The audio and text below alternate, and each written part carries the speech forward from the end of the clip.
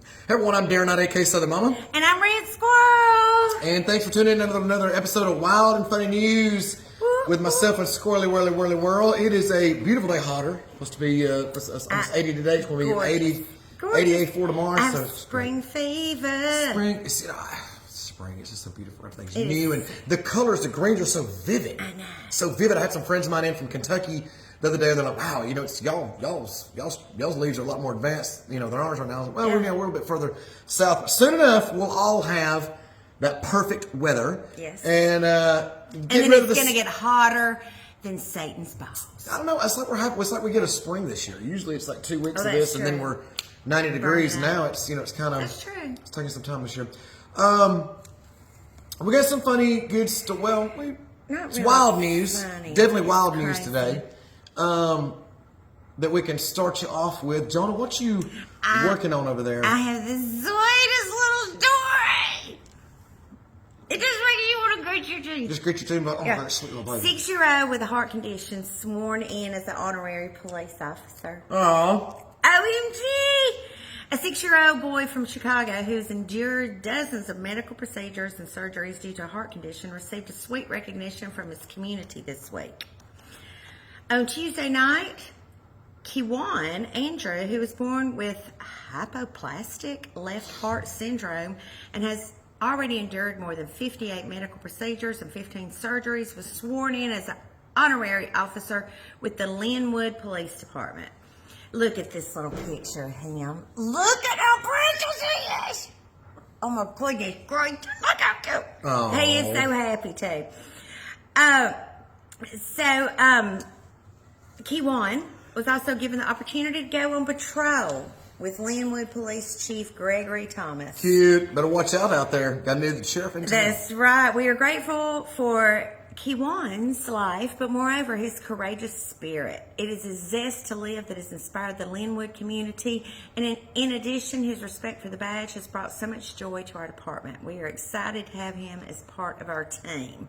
That is something that he will never, ever, ever forget. Never forget. And I'm just so excited they could do that. That's a cute little story. Yeah, it's always great to see municipalities and stuff like that reach out and kind of fulfill these, almost kind of like a second wish type deal, or however they do that. You know, a lot of these kids, they don't want to go to Walt Disney World. They want to go to be a sheriff, or they want to be a firefighter, a doctor, or a lawyer. Yeah. So to be able to fulfill that, that's really cool. Maybe we'll have some kids join us on the stage during a comedy show if they want to be comedians. Right. That's right. They may learn a whole lot that night and have earmuffs on the rest of the show. I think that's what they need to do. So that's a cute story. Did you ever have any dreams, aspirations that you wanted to overcome, become when you was younger? No, since 3rd grade with Miss Tedrick, I knew I wanted to be a school teacher. Yeah. Yeah. So you strive for that, and you actually became that. Yes. Wow. So, I mean, that's the only thing that I really wanted to. It's a good thing you didn't want to be a hooker. Why? Do you not think I would have been the best hooker around? I think I would. I don't think so. I don't know. So. I would have strived. I would have been, because I could be 100% with whatever I do. So I'd have been like,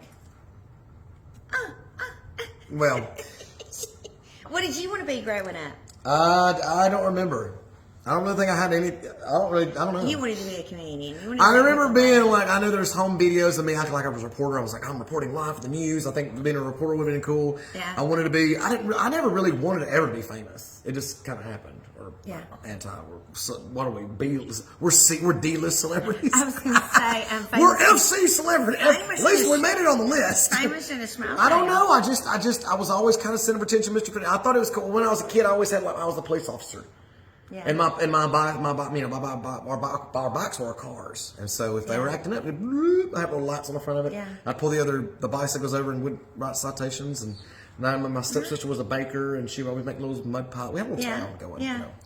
And so I bet as far as like dialing in on one exact profession, I don't really. No. Mm-mm. Which is a good thing, because it kind of molded me into what I wanted to do. Even when I got into, when I was younger and I had to get into the workforce, I didn't really know what I had all these jobs, but little did I know he was molding me into this, he was like, I want you to get a little taste of everything. So Right. That's what I'm going with you right now. So you knew what your dreams were, you got to fulfill them. Absolutely. And I was just drifting in the wind, whatever happens, whatever bone gets thrown my way. Cool. This is another story about another child, or well, this really is a man. He's 20 years old, still younger though, and rash decision here. You've heard probably about the 20-year-old man who jumped from the the Royal Caribbean ship after an altercation, argument with his father. He had a little bit of a back and forth, and he leapt off of the cruise ship into the waters there off the Bahama Islands there in the Royal Caribbean. And they haven't found him. They called off the search the other day. Unfortunately, the U.S. Coast Guard canceling its search for the Northport man. And it's just terrible because, he had his whole future there in front of him. But it's such a beautiful person, too. I mean, this guy was just, he had his whole life, planned out there. But we're keeping prayers for him. I keep holding out that maybe they'll find him hanging on to a life raft or a piece of driftwood or something out there. He worked on a boat as his profession. He was a master diver, so maybe they'll find it. But nevertheless, if you're not familiar with the story that I'm talking about, the father of a 20-year-old passenger who had jumped off a Royal Caribbean ship last Thursday in a reportedly drunken, impulsive leap believes his son is still alive nearly a week later. So basically, this 20-year-old and his 18-year-old brother were on the cruise ship. It's early in the morning. It's about 4 o'clock in the morning, in fact, and they were at the hot tub with another cruise line passenger. Brian Sims was his name. All just kind of hanging out there in the hot tub, enjoying the cruise. Yep, had some drinks. Yeah, and so they left, and Brian went to the restroom, dried off, was heading back to his cabin, and he actually ran back into Parker and his dad and his younger brother as they were kind of like going the other way, and they're all trying to end up there at the elevators to get back to their cabins. And there was a dispute. It's said that Mr. Sims heard Parker's, what may unfortunately very well have been his last words to his father as they were, Mr. Sims said as they were walking back from the hot tub, the elevators, his dad and brother were walking towards them. His dad was fussing at him for being drunk on board the ship. And Parker was reportedly had said when we got to them, this is Sims talking. When we got to them, he said to his dad, "I'll fix this," and ran and jumped out of the window in front of all of them, which was dad, his brother, Mr. Sims, and some staff there on the cruise ship. They said it felt very surreal. Cruise guests and people on the cruise line there, the workers on the ship, the staff and all, screamed out. It got very frantic. There was a lot of yelling, and they alerted the crew immediately. They tried to bring the ship to a stop and alerted the Coast Guard. It took the ship over 20 minutes to stop, and so this ship would have drifted several, mile and a half, 2 miles before it came to a complete stop. They threw 6 life rafts off the vessel in a desperate attempt in hopes that Mr. Parker would find them.